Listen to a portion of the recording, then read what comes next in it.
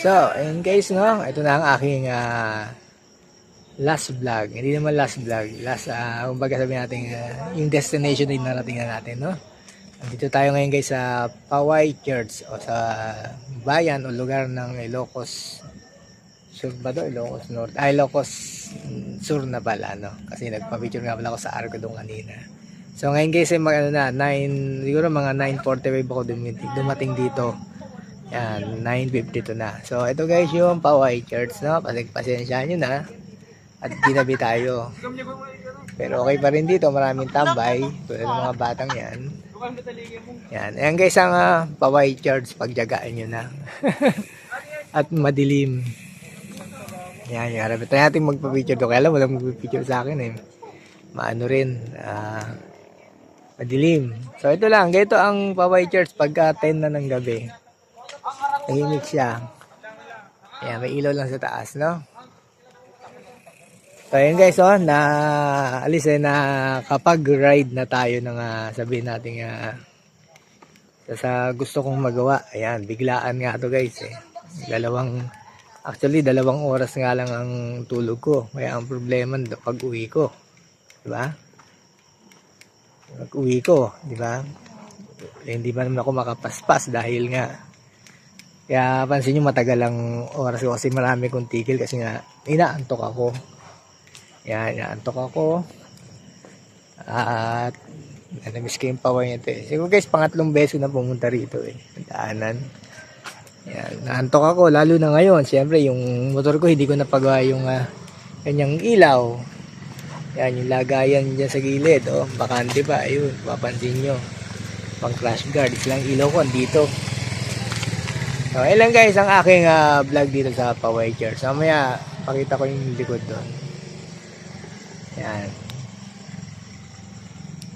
So ngayon guys, bigyan ko kayo ng tip. Ngayon gusto nyo mapanood nyo yung vlog kong ito, pwede nyo gayahin to. Pero huwag nyo masyadong gayahin yung time ko kasi medyo nakakapagod to at kulang sa tulog, no? Dapat naman kompleto sa tulog. Kaya lang ako ay no choice. Kasi ako ay may trabaho. At wala namang pasok mamaya, kaya ginrab ko na. Kaya natulog lang ako ng 2 oras kanina, kahapon.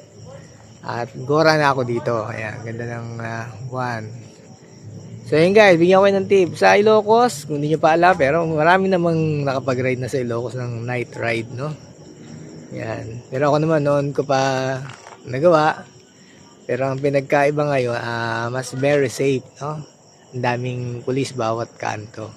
Ayan. Kahit naman noon safe sa Ilocos mag-ride kasi 24 hours ang tao dito. Ilang napansin ko, tsaka ganun pa rin. Masarap mag-ride dito at mabango.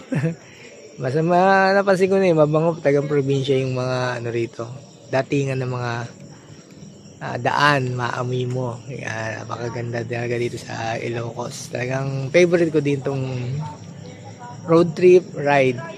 Yan, road trip. Kaya itong ginagawa ko. Papakapagod. Yan.